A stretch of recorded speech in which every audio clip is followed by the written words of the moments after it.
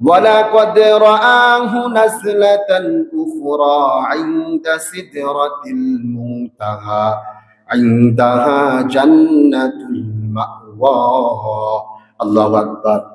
তিনি তার জীবনে দ্বিতীয়বারের মতো জিবরিল আমিনকে আসসরাতে দেখলেন সিদরাতুল মুনতাহায়। সিদরাতুল মুনতাহা আবার কোথায়? ইনদাহা জান্নাতুল মাওয়া।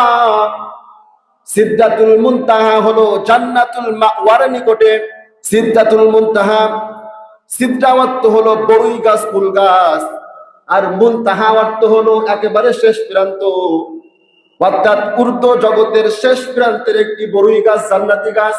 আল্লাহর নবী, রহমতের নবী কয়, এই কুল গাছটা এত বিশাল, এত বড় একটা গাছ, এই কুল গাছের একটা একটা পাতা হলো, এই বড়ই গাছের এক একটা পাতা হলো হাতির কানের মতো, আর এই বড়ই গাছের এক একটা ফল হলো বিরাট কলসির মতো, বিরাট কলসির মতো। সুবহানাল্লাহ বলে না? সিদরাতুল মুনতাহায় যাওয়ার পর আল্লাহর নবী, রহমতের নবী তার জীবনে দ্বিতীয়বারের মতো সাইয়্যিদিনা জিবরিল আমিনকে তার আসসরাতে দেখলেন। দেখেই অবাক, কি বিশাল দেহ, কি বিরাট দেহ, বিরাট আকৃতি, 600 ডানা, এক একটা ডানা এত বড়, এক একটা ডানা এই আসমান আবরণ দিয়ে ফেলে, এক একটা ডানা এত বড় এই আসমান আবরণ দিয়ে ফেলে। সুবহানাল্লাহ।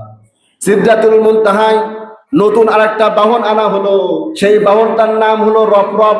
নাম কি? এই বাহনটার নাম হলো রফরফ। বুরাকের কাজ শেষ, এই রফরফে করে এবার সিদরাতুল মুনতাহা থেকে আল্লাহর নবী, রহমতের নবীকে আল্লাহ তাআলার সান্নিধ্যে নেওয়া হবে, আল্লাহ তাআলার নৈকট্য লাভ করানো হবে।